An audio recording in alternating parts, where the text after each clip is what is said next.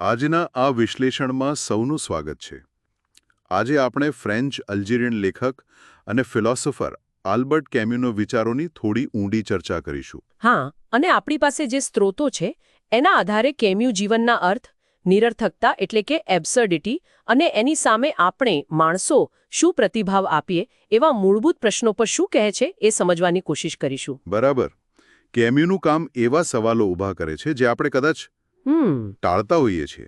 ખરેખર, જેમ કે શું જીવનનો કોઈ પહેલેથી નક્કી એવો અર્થ છે, અને જો નથી તો શું આપણે જીવવાનો કોઈ હેતુ શોધી શકીએ? એટલે આપણે આજે કેમ્યુની પેલી એબ્સર્ડિઝમની ફિલોસોફી અને એમાંથી જીવન જીવવા માટે શું માર્ગદર્શન મળે એના પર જ મુખ્યત્વે ધ્યાન આપીશું. હા, અને એમના મુખ્ય વિચારો જેમ તમે કહ્યું એબ્સર્ડ, પછી વિદ્રોહ એટલે કે રિબેલિયન અને એકતા એટલે સોલિડારિટી એને સમજવાનો પ્રયાસ કરીશું. અને આ બધા વિચારો કઈ રીતે એમના પોતાના અનુભવોમાંથી આવ્યા એ પણ જોવું રહ્યું. પેલું અલ્જીરિયાનું બાળપણ, ગરીબી, તબિયતના પ્રશ્નો, આસપાસની સામાજિક રાજકીય સ્થિતિ બધું જ જોડાયેલું છે. ચાલો તો શરૂ કરીએ. તું કેમ્યુનો જન્મ તમે કહ્યું એમ 1913માં ફ્રેન્ચ કોલોની હતી ત્યારે અલ્જીરિયામાં એક ગરીબ યુરોપિયન પરિવારમાં. પિતા નાનપણમાં જ વિશ્વયુદ્ધમાં મૃત્યુ પામ્યા અને માતા લગભગ બહેરા અને નિરક્ષર હતા. એટલે ઉછેર બહુ સંઘર્ષમય રહ્યો. ગરીબી અને સંઘર્ષનો સીધો અનુભવ. બિલકુલ. અને માત્ર અંગત ગરીબી નહીં, પણ પેલું આખું વાતાવરણ કોલોનિયલ અલ્જીરિયાનું, ફ્રેન્ચ અને આરબ લોકો વચ્ચેનો તણાવ, અન્યાય, આ બધું એમણે બહુ નજીકથી જોયું. એની અસર તો પડે જ. ચોક્કસ. અને એમાં એમના એક શિક્ષક હતા લુઈસ જર્મેન. એમણે કેમ્યુની પ્રતિભા ઓળખી અને ભણવા માટે પ્રોત્સાહન આપ્યું. કેમ્યુએ પાછળથી પોતાનો નોબેલ પુરસ્કાર પણ એમને જ અર્પણ કર્યો હતો. અચ્છા, એ બતાવે છે કે એમના પર કેટલો પ્રભાવ હશે. હા, આ બધા અનુભવોએ એમનામાં અન્યાય સામે એક સંવેદનશીલતા જગાવી અને આ જ પૃષ્ઠભૂમિમાંથી એમનો પેલો મુખ્ય વિચાર આવ્યો એબ્સર્ડિઝમ. એબ્સર્ડિઝમ. આ શબ્દ જરા ભારે લાગે. સરળ ભાષામાં શું કહી શકાય? જુઓ, મૂળભૂત રીતે એબ્સર્ડ એક ટકરાવ છે, એક સંઘર્ષ.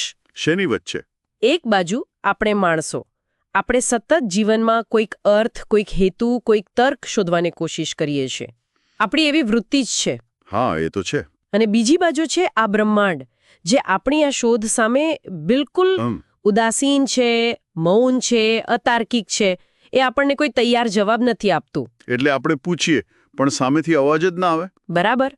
આપણી તર્કબદ્ધ અર્થની શોધ અને આ બ્રહ્માંડની અતાર્કિક શાંતિ, આ બે વચ્ચેનો જે મેળ નથી ખાતો ને, એ જ એબ્સર્ડ છે. આ સમજવા માટે પેલું સિસિફસનું ઉદાહરણ બહુ જાણીતું છે ને. હા, ધ મિથ ઓફ સિસિફસ. એમાં સિસિફસને દેવતાઓએ સજા આપી છે, એક મોટો પથ્થર પહાડ પર ચઢાવવાનો. અને જેવું ટોચ પર પહોંચે કે તરત નીચે ગબડી જાય અને ફરીથી એ જ ચાલુ અનંતકાળ સુધી. આ કામમાં કોઈ અર્થ નથી, કોઈ ફળ નથી, તદ્દન નિરર્થક. પણ પછી કેમ્યુ પેલું વાક્ય કહે છે, વન મસ્ટ ઇમેજિન સિસિફસ હેપી. આપણે સિસિફસને ખુશ કલ્પવો જોઈએ. આ થોડું વિચિત્ર નથી લાગતું? કેવી રીતે ખુશ હોય? સારો પ્રશ્ન છે. આ સુખ એટલે પરિસ્થિતિથી ભાગી જવું એમ નથી. કેમ્યુ કહે છે કે સિસિફસ ખુશ છે કારણ કે એ પોતાની સજાની, પોતાના કામની નિરર્થકતાને જાણે છે, એનો સ્વીકાર કરે છે. અચ્છા, સ્વીકાર. હા, અને પછી એ સ્વીકાર સાથે પેલું પથ્થર ધકેલવાનું જે કાર્ય છે ને, એમાં જે પોતાનું ગૌરવ શોધે છે. એ ભાગ્ય સામે હાર નથી માનતો, પણ ભાગ્યની હકીકત સ્વીકારીને એ ક્રિયા પોતે જ એની સ્વતંત્રતા બને છે. મતલબ કે ભલે કામ નિરર્થક હોય પણ એ કરવાની ક્રિયામાં જ પોતાની રીતે મૂલ્ય ઉમેરવું. બરાબર. નિરર્થકતાનો સ્વીકાર એ પહેલું પગલું છે. એ નિરાશા નથી, પણ એક પ્રકારની મુક્તિ છે. આપણે કોઈ પૂર્વ નિર્ધારિત અર્થના બોજમાંથી છૂટા થઈએ છીએ. તો જો જીવન નિરર્થક છે અને એનો સ્વીકાર કરી લીધો, તો પછી શું? બેસી રહેવાનું? અહીં જ પેલો બીજો વિચાર આવે છે, વિદ્રોહ. હા, વિદ્રોહ. પણ અહીં સ્પષ્ટતા જરૂરી છે. કેમ્યુનો વિદ્રોહ એટલે બંદૂક લઈને ક્રાંતિ કરવાની વાત નથી. તો શું છે? ધ રેબેલ પુસ્તકમાં એ સમજાવે છે. વિદ્રોહ એટલે ના કહેવાની હિંમત. કોને ના? અન્યાયને, દમનને, શોષણને અને હા, ખુદ જીવનની આ નિરર્થકતાને પણ. એટલે એ એક નૈતિક અને બૌદ્ધિક મોકૂફ છે. ચોક્કસ. જ્યારે કોઈ વ્યક્તિ વિદ્રોહ કરે છે ત્યારે એ ફક્ત પોતાના માટે નથી કરતો.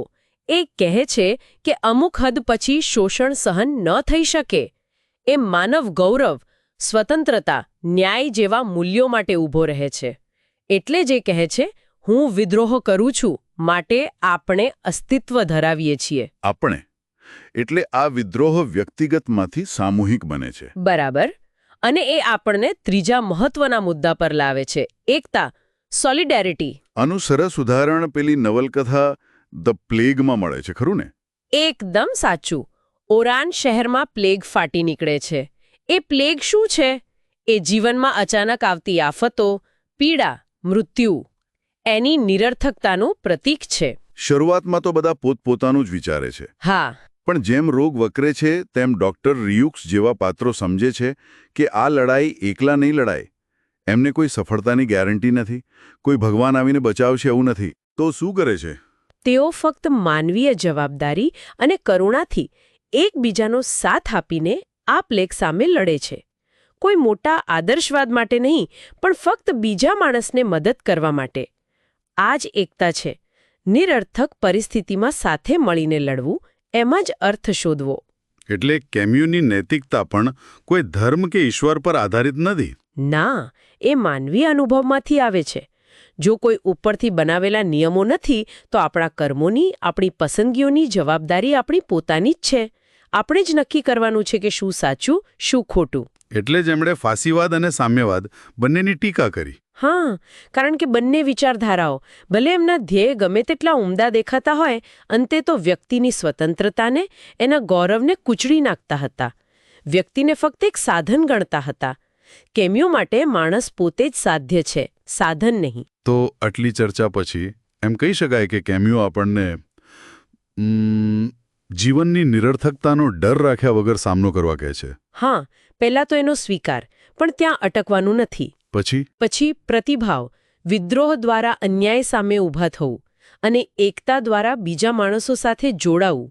આ સંઘર્ષમાં, આ જોડાણમાં જ આપણે આપણી સ્વતંત્રતાનો ઉપયોગ કરીને જીવનને મૂલ્ય આપીએ છીએ. ભલે પછી બ્રહ્માંડ ચૂપ રહે. બરાબર. આપણો અર્થ આપણે જાતે રચવાનો છે, આપણા કર્મો દ્વારા. તો અંતે શ્રોતાઓ માટે એક વિચાર મૂકીએ.